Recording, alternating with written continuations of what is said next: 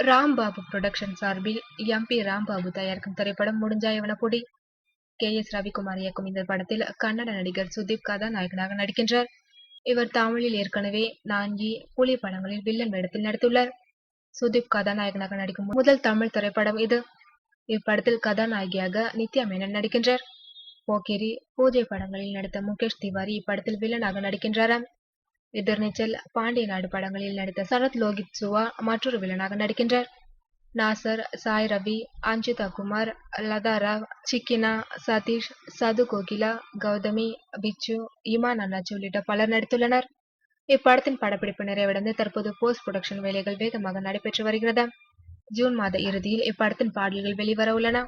இந்நிலையில் ஜூலை மாதத்தில் முடிஞ்சாயவன புடி திரைப்படத்தை திரைக்கு கொண்டு வர திட்டமிட்டுள்ளனர் படக்குழுவினர்.